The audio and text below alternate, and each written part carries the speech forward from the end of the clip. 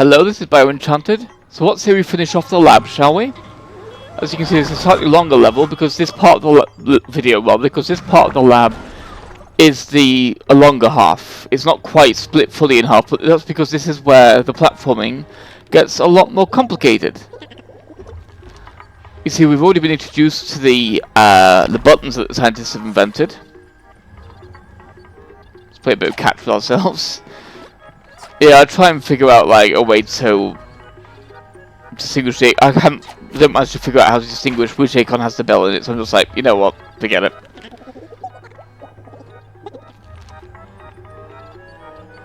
Let's just move on, shall we?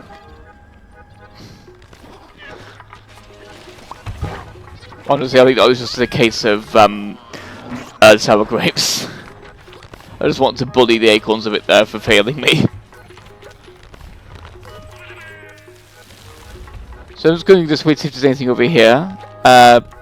It's mostly just confetti though. It's a fun little platforming thing. I quite like all the weird angles that platforms go into. It's a fun little evolution of the platforming mechanics, and it also does a good sort of a cute way of showing how far the scientists are willing to push their study of this game's mechanics. Careful not to get squeezed by this accordion.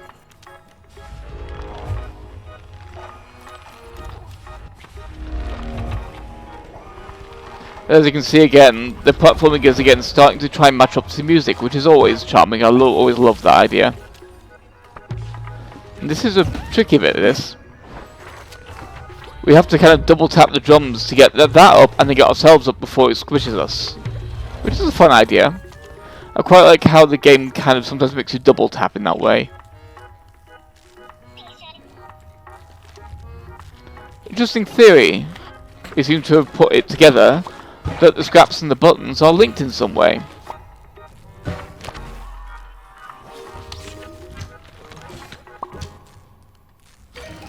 I like these little sections as well, with these little puzzle areas. This is quite a cute little platforming thingy.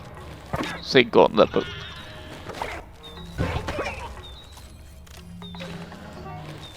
I do like as well that it gives you different buttons as well. It's not just like the circle button over and over again. You actually, yeah, sometimes it's advantageous to shoot it into the screen, but then in this case, in this next area, it's now behind a cage. So we can't get it past that a section from the use section. Atoile needs to carry that with her to get it on there herself. It's just quite tricky to get the angle right, and the problem is, you can shoot it out of that cage, but you can't shoot it back in, which is really annoying. You really, Atoile shouldn't be able to throw it outside the cage. The fact that she can makes it kind of annoying. I guess that's kind of like they're trying to get across the whole idea of the fourth wall being broken now.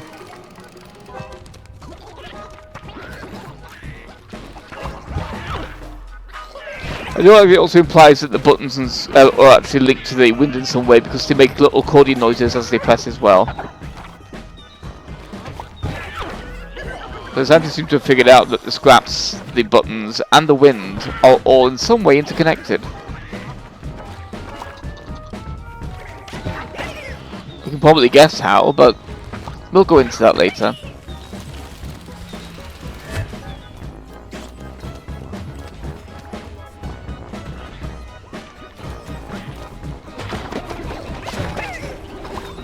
There's a lot of scraps in this area, and yeah, that keeps getting in the way. I really find that annoying when it keeps happening.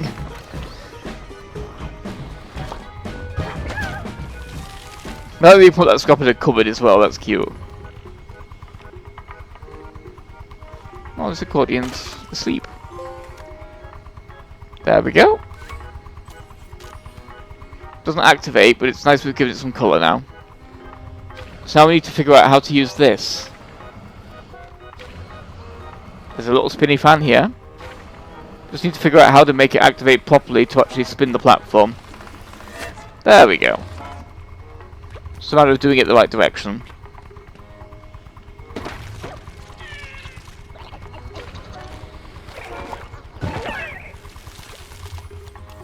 But I do wonder what the scraps are doing here. Just beg that question. Oops, there we go. Oof. Almost. There we are. I know that's not the correct use to make the question. It's the most commonly used one.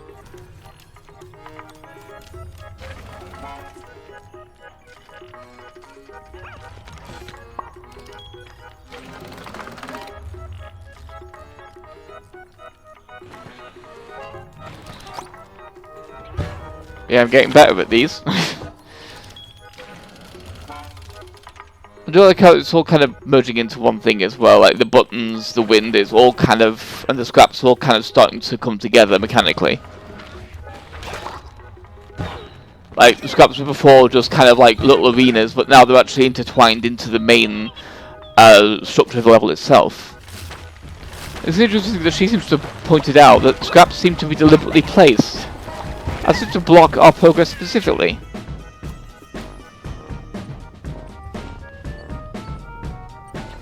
It seems to be catching on more and more that there's something going on here beyond what they already know. I mean, they already know about the higher power, but it seems they're putting together that something narratively happening. Now we figured out how these are linked. Let's use them, shall we?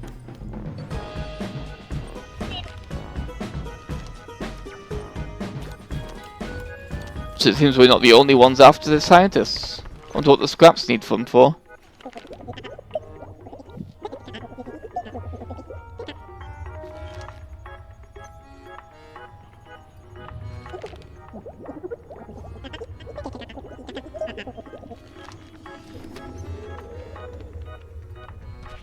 So yeah, we can't get over there without that video of the Wendigo. So let's get to the second part of the lab, shall we?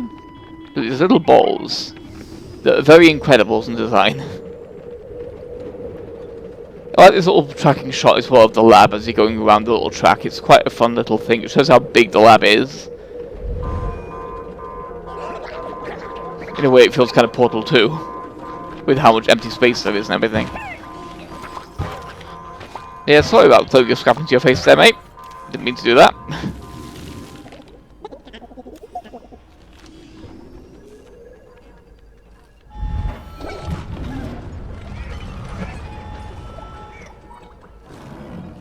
It seems as though they haven't got as much control of the Wendigos as they thought they did. The scientists have got a little bit overly cocky, I guess. But this guy right now is just a little bit too trapped to really feel like roaring. I guess he's just in a bit of a depressive mood. Let's go in this direction and see what's over here, shall we? Now this guy was going to explain what we need to do here, but I think it's kind of obvious. So let's just do the thing, shall we?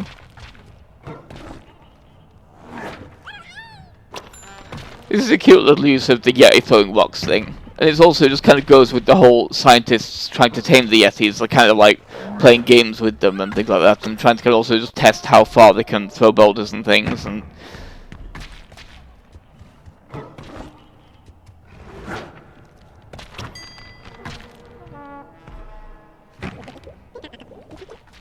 apparently that Yeti has a name. Wendigo, rather. Also Manticore there. Vellum. So let's leave Vellum alone and find a Yeti. Wendigo. Keep saying Yeti because it's the most commonly used word. To find one that will roar at us.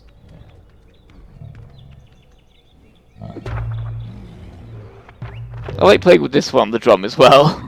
If you set the drum off, they just kind of bounce.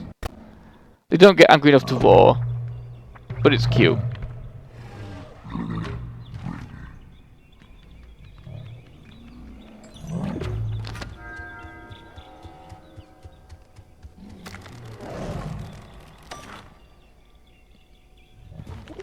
And there's one. We finally caught a roar. We didn't have to actually take the photo ourselves, it kind of automatically gives it to us. But we now have what we need, so let's move on, shall we?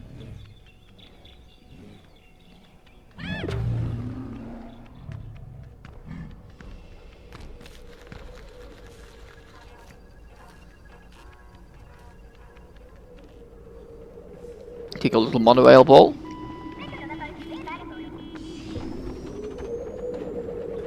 Oh, we've got a passenger in this one. We've got a little commuter helping out.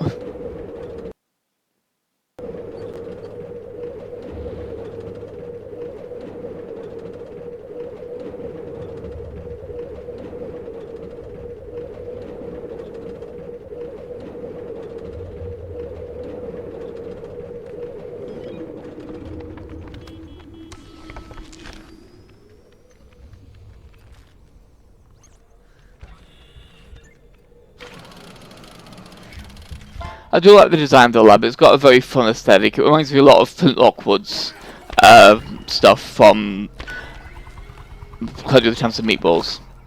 This part's a little bit annoying though, because it's kind of easy to mess up the aiming. Because it's very easy to accidentally get the button to bounce off the rim, which is a little annoying. You have to be right in the middle to make it work, which is kind of frustrating really. It's a fun little mechanic, but sometimes it can be a little finicky, given the whole touchpad thing is not quite as accurate as it could be sometimes. So now we have quite a complicated puzzle to get through before we reach the end of the level.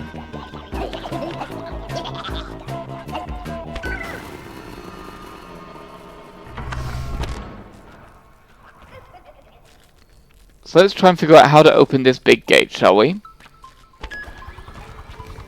This button activates the fan. This one does too, but a different one. We've got one button, we've only got one place we can put it. Boing! So yep, we need to figure out how to fill that next button now.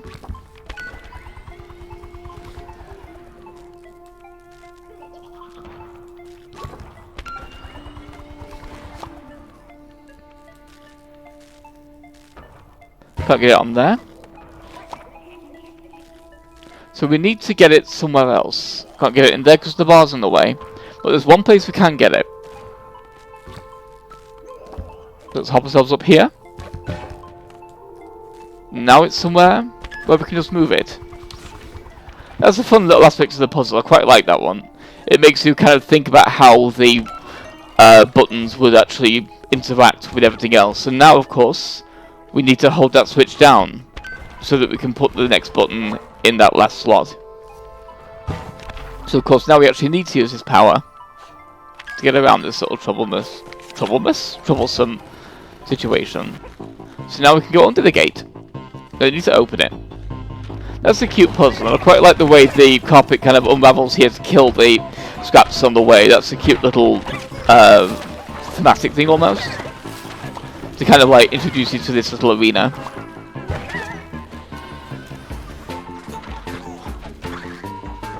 Yeah, you can't blow these guys around without rubber stacks, because they're too heavy. There we go, so it's time to enter the office of the lead scientist and finally meet her properly.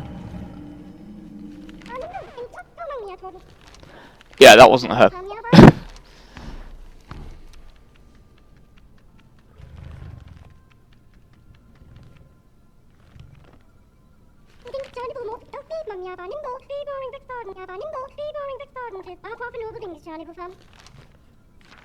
So yeah, she gets the patterns, it seems, from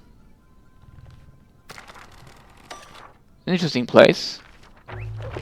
She seems to get them from her own photos.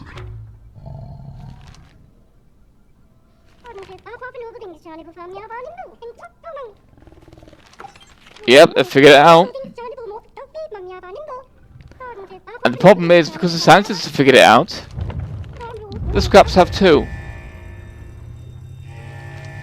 So the scientists have found God, stolen the wind from it, but now the scraps are challenging it directly. The scraps have stolen their research because they want in on that power themselves. So welcome to the next level, the caverns. It actually starts in media res with this little diving thing, which is quite a cool little idea. I quite like how atmospheric this section is as well. We've seen a very completely carefully controlled area, and now the scraps have basically destroyed it, and now we're in the wilderness. We're in an area that's the least controlled it's ever been. We're just at the mercy of gravity right now, which is a cool introduction to this level, really. Like this little slope that forces you into a roll as well, to really kind of push home, especially because it's not even a book yet, it's really pushing home the fact that we're beyond a sort of point of no return-ish sort of a thing, because the book, there is no actual chapter book for this level in the same way as everything else. It just pushes you straight to the fall into the cavern. So it gives it a decently spooky atmosphere. So of course the next level we'll be seeing exactly what the scraps are planning with the research they've stolen. The scientists figured us out, but now the scraps know about us too. So how will that affect the way the game's story is told? We'll see next time as we explore the caverns. And don't forget as well to like, comment, share and subscribe, because it does help. And next time we'll be doing the penultimate level of this chapter. I'll see you then. Goodbye.